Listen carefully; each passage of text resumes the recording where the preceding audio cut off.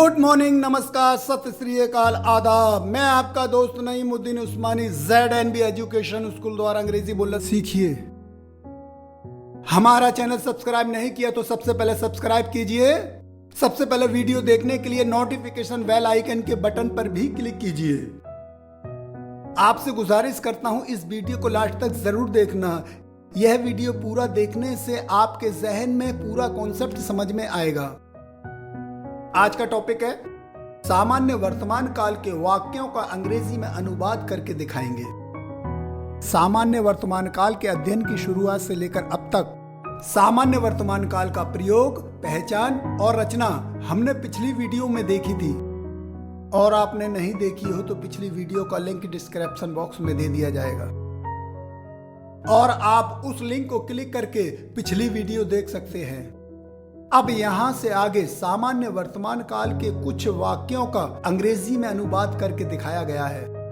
उनका अध्ययन करें और उनके बाद दिए गए वाक्यों को स्वयं लिखें। अब तक सीखी हुई जानकारी एक बार संक्षेप में। सामान्य वर्तमान काल का प्रयोग हमेशा की क्रिया व्यक्त करने के लिए। हिंदी वाक्यों की पहचान। वाक्यों के आखिर में ता है, ते है, ती है। इस काल की रचना कर्ता प्लस क्रिया का पहला रूप एस प्लस। अब सामान्य वर्तमान काल के वाक्यों का अंग्रेजी में अनुवाद करके देखते हैं। चलिए आइए उस स्क्रीन पर देखते हैं। यह है सामान्य वर्तमान काल के वाक्य। इनका अंग्रेजी में अनुवाद करके देखते हैं। पहला है मैं जाता हूं, आई गो। कर्ता प्लस क्रिया का पहला रूप। दूसरा है मैं वहां जाता हूं, आई गो देयर। तीसरा है मैं वहां हर रोज जाता हूं, आई गो देयर एवरी डे। चौथा है मैं रोज 10 घंटे काम करता हूं, I work 10 hours every day. पांचवा है वे दिन भर काम करते हैं, दे वर्क ऑल डे। छठा है वे हर दिन यहां आते हैं, दे कम हियर एवरी डे। सातवां है तुम खुश दिखते हो, यू लुक हैप्पी। आठवां है तुम इस पोशाक में अच्छे दिखते हो, you look nice in this dress. यह सारे वाक्य आपकी समझ में आ गए होंगे। अब मैं आगे चलता हूं दोस्तों। आपने स्क्रीन पर सभी वाक्य देखे। कर्ता प्लस क्रिया का पहला रूप इसी रचना के अनुसार बने हैं, लेकिन किसी भी वाक्यों की क्रिया में एस नहीं लगा है। अब हम अगले वाक्य देखते हैं। उन वाक्यों की क्रिया में एस लगा है। चलिए आइए उस स्क्रीन पर देखते हैं। दोस्तों यह वाक्य भी देखिए। पहला है वह यहां आता है, ही कम्स हियर। दूसरा है वह खुश दिखता है, ही लुक्स हैप्पी। तीसरा है वह अमेरिका में रहता है, He lives in अमेरिका। चौथा है सूर्य पूर्व में उगता है, The sun rises in the east। पांचवा है सूर्य पश्चिम में डूबता है, The sun sets in the west। इन वाक्यों की क्रिया में एस लगा है। S S S S S. अब हम आगे चलते हैं। स्क्रीन पर सभी वाक्यों की क्रिया में एस लगा है। इस काल के कुछ और उदाहरण देखने के पूर्व क्रिया में एस कब लगता है यह देख लेते हैं। सामान्य वर्तमान काल की क्रिया में एस कब लगाएं और कब नहीं लगाएं यह भी देखना बहुत जरूरी है। चलिए आइए उस स्क्रीन पर देखते हैं। दोस्तों यह वाक्य भी ध्यान से देखिए। क्रिया में एस कब लगाया जाता है और कब नहीं, यह समझना बहुत आसान है। कर्ता एक वचन हो तो क्रिया में एस लगाते हैं। जैसे वह आता है, ही कम्स, वह खेलता है, ही प्लेज, वह हंसता है, ही लाफ्स। और अगर कर्ता बहुवचन हो तो क्रिया में एस नहीं लगता। जैसे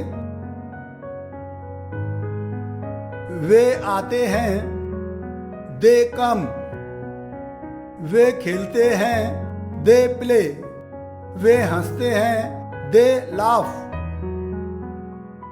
आई और यू एक वचन होने पर भी क्रिया में एस नहीं लगता। जैसे मैं आता हूं, आई कम, तुम आते हो, यू कम, मैं हंसता हूं, आई लाफ, तुम हंसते हो, यू लाफ, मैं खेलता हूं, आई प्ले, तुम खेलते हो, यू प्ले। यह सब आपकी समझ में आ गए होंगे। अब मैं आगे चलता हूं। क्रिया में एस कब लगाएं और कब नहीं लगाएं यह तो स्पष्ट हो गया।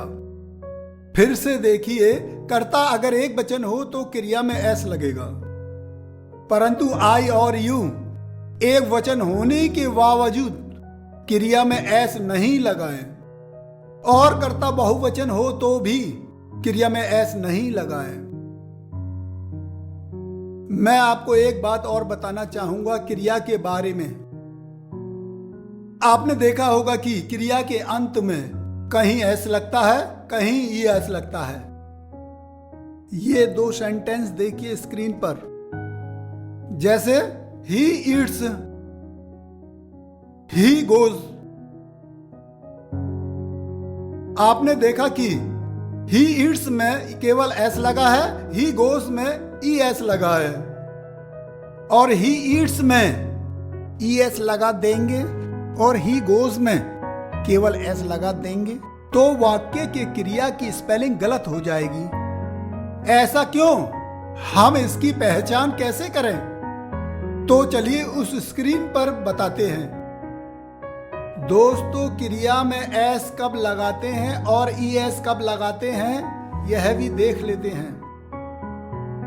क्रिया में एस लगाते वक्त क्रिया के आखिरी अक्षर यदि ओ, एस, एक्स, एस एच या सी एच हो तो एस के बजाय ई एस लगाएं। जैसे गो, गोज आखिरी अक्षर, ओ, पास, पासेस आखिरी अक्षर, एस, टैक्स, टैक्सेस आखिरी अक्षर, एक्स, वॉश, वॉसेस आखिरी अक्षर, एस एच, वॉच, वॉचेस आखिरी अक्षर, सी एच, टीच, टीचेस आखिरी अक्षर, सी एच। क्रिया के आखिर में यदि वाई हो तो वाई का आई करके आगे ई एस लगाएं। जैसे ट्राई, ट्राइज, वाई को हटाकर आई ई एस लगाएं। Study, studies, carry, carries.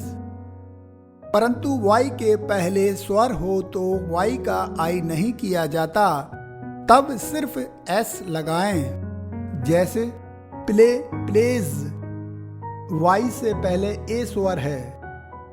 ओवे, ओवेज, Y से पहले ई स्वर है।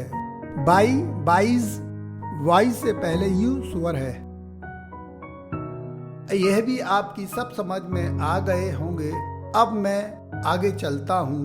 दोस्तों,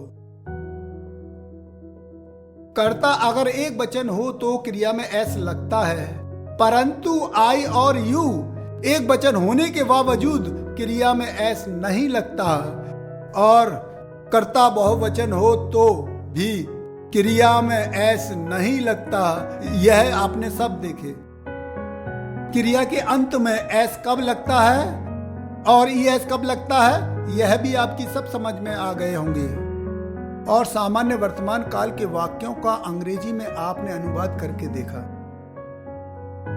अब तक सीखी हुई सभी बातों को ध्यान में रखते हुए अगली वीडियो में उदाहरणों का अध्ययन करेंगे। अब हम चलते हैं। Thanks for watching this video.